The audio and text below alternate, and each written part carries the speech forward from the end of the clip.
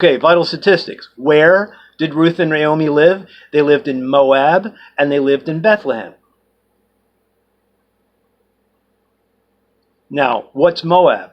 Moab is the area where they worship a bunch of idols and the Israelite women are not supposed to go because they might get tricked into worshiping idols and hanging talismans over their bananas to keep, rotting demons away from their fruit and doing all kinds of extra things rather than just simple prayer to the invisible God. Moab was an atmosphere where there was idol worship. Okay, vital statistics. They lived in Moab and Bethlehem. What was their occupation? They were both wives of men. That was their occupation. And they were both widows. Their men both died. That was their occupation. Is that bad? Is that a terrible thing? No, that's a lot of work. Being a wife and being a widow. Both things are a lot of work. Relatives. Naomi's husband, Elimelech, he died. Ruth's mother-in-law, Naomi. Naomi's sons, Mahlon and Chilion, both of them died. Naomi's other daughter-in-law, who did not stay with her, is Orpah. Ruth's second husband is Boaz, and Ruth's son is Obed. Naomi's husband is Elimelech. He died. Ruth's mother-in-law is Naomi. Naomi's sons are Mahlon and Chilion, and they married Naomi and Orpah. But both of the sons died, and Orpah stayed in Midian with her people. Ruth came to Bethlehem with Naomi and got a second husband who was a lot older than she, Boaz. And the son that they had is Obed. The key verses. Ruth chapter 1, verse 16 and 17. But Ruth replied, "Don't ask me to leave you and turn back." She's saying, "Mama Naomi, I don't want to go back to Midian. I want to stay with you." Ruth replied, "Don't ask me to leave you and turn back. Wherever you go, I will go. Wherever you live, I will live. Your people will be my people, and your God will be my God. Wherever you die, I will die, and there I will be buried."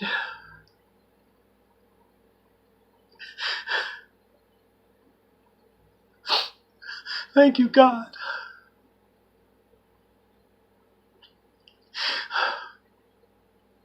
A relationship with someone who walks with God is worth sacrificing much for.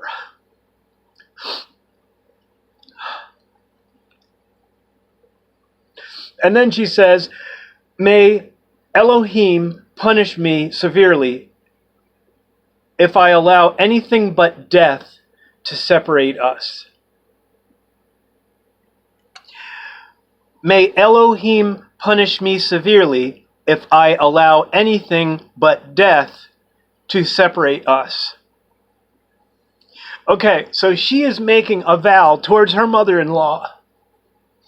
That is the same, it's a family vow. It's like we are family forever to death. This is the essence of the Single People's Power Ministry. In my life, after meeting David Berceau and hearing the things he discovered, he said, nobody in all modern church history has reformed the single people's ministry that Jesus put in place, that was in place for 300 years, that the kings of Europe turned into monastic communities. They took the favorite aunties and uncles out of the homes and the mix of the families. They stuck them in cloistered atmospheres so they're not flowing with the children anymore. And it doesn't mean that monastic lifestyle is absolutely wicked, but it is not what Yeshua originally taught. He taught that we are ecclesia in a home, a group of 2 or 3 men and their families, possibly more, but you don't want to get too big. And in that group, there are single people who say, I feel like I'm supposed to stay single like Jesus. Stay single like Jesus. I feel like I'm supposed to stay single like Jesus. Paul and Barnabas chose to walk single like Jesus. Do you think they never had arousal and had a hungriness for the marriage bed? I think not. You don't get some kind of enormous gift where, your ability to be aroused absolutely goes to sleep.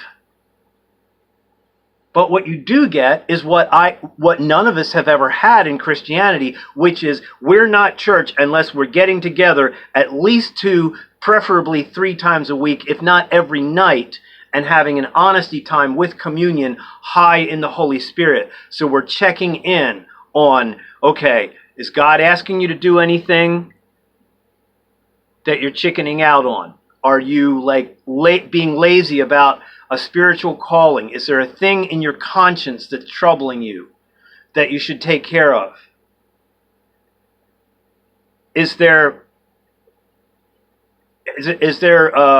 Are you having problems with physical arousal? Just put your hand up and we'll pray for you. It's a common thing, whatever.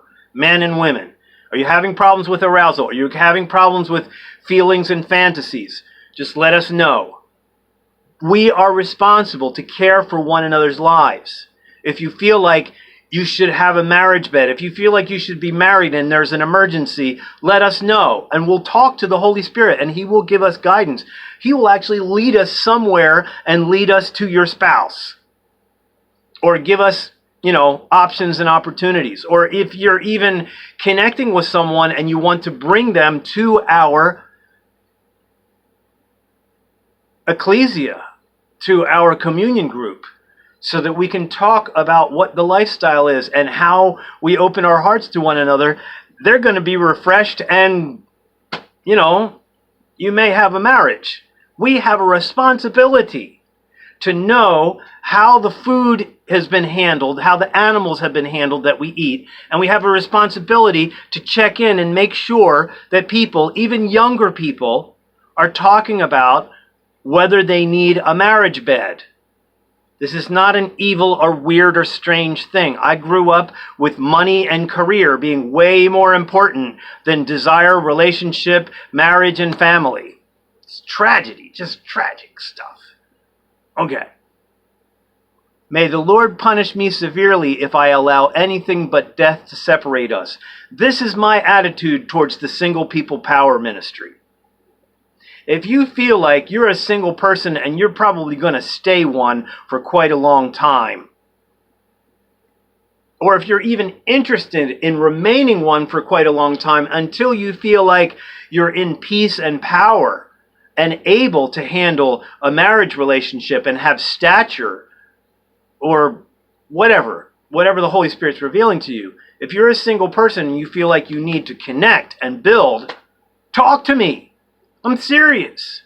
We need to just cut to the chase and not worry about stuff. We need to unify and work together. I was just going to read a personality profile. Sheesh. Their story is told in the back of the book of Ruth. What? Their story is told in the back of the book of Ruth. No. Dun, dun, dun, dun. Back of the book of Ruth. First Samuel. Well, anyhow, the book of Ruth is quite short. It's only a couple pages. And you can read through Ruth. All right. Thanks, everybody. Okay, so, all right, come on. All you important people. Noah Speckman, hello. Jay, hello. Adrian, Jay's girlfriend, hello. This is cool stuff. This is for you. You are a fresh, anointed person. Your two parents are very powerful, unusual. They are groundbreakers. They are special people. They're outside the envelope. They are strong thinkers and strong speakers. I'm talking to Adrian in Madison, Wisconsin.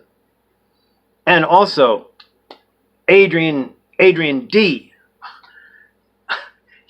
Your heart is a heart that's like enormous for people and very discerning. And you're a poet. You're a expressive one. And you are worthy. Who else? Oh. Promise. I can't remember. Did I send one of these Bibles to your Promise Dentilio?